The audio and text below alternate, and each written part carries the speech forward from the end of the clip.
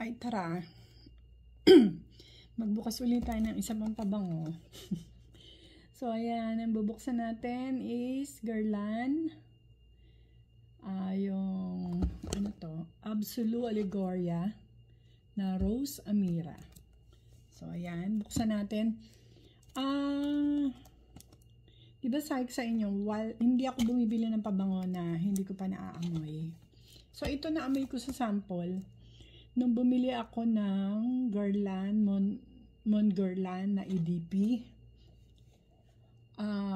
pinadala nila ako ng sample. Yung maliliit na vial, parang ganito. Na parang 1.5 ml lang yun. And naamoy ko siya. Ang bango niya. And kaamoy talaga siya nung gustong gusto kong bilhin na hindi ko mabili kasi ang mahal. Yung Portrait of a Lady. So, inisip ko, imbis na bumili ako ng Portrait of a Lady na hindi ko pa mabili sa ngayon kasi mabibili ko lang siya, makakamura lang ako pagka sa duty free ako bumili kasi dito sa amin ay isang mahal, nasa 1.5 yata or 1.7 yung 100 ml nila. And ito is dito mahal din to, nasa 900 din to. Pero nung binili ko siya sa duty free, mura siya kasi nga walang tax tsaka naka-sale. So nakuha ko lang siya ng 600 something ganun. So ayan siya. And ito na muna yung gagamitin ko kasi kaamoy naman niya yung Portrait of a Lady. So buksan na natin siya. Yan. So ayan yung kanyang bote. Parang bote ng alak. So ayan. Ito is 125 ml. Pero yung bote niya parang ang liit, ano. Tapos meron siyang beehive na design. Kasi hindi ko alam kung bakit bee yung ano, yung design ng Guerlain. And meron din siyang bee dito. Ayan.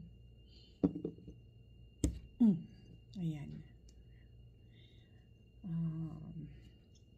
Spray natin. Spray natin.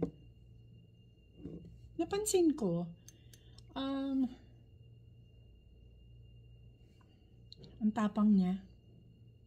Kung hindi kayo mahilig sa floral na super lakas, hindi nyo to magugustuhan. Pero ako kasi, ma-floral ako and gusto ko yung malalakas na pabango. Parang may tumagas. Ay, hindi. So, ayan. Diba? Ayan muna siya. Tsaka na yung Portrait of a Lady. Tsaka na siya. So, ayan siya.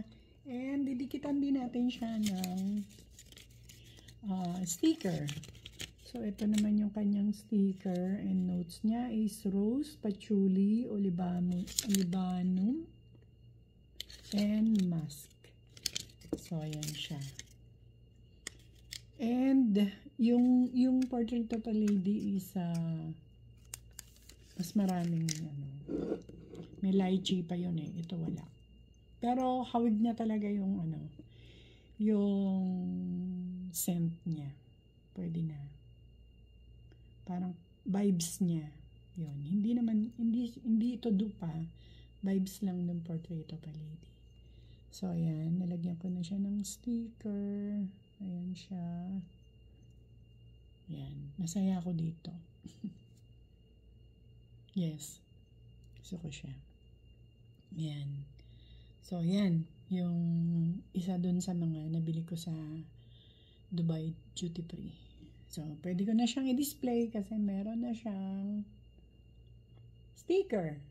So, ayan. Ito na yung pang-apat and isa na lang. Ayan. Thank you.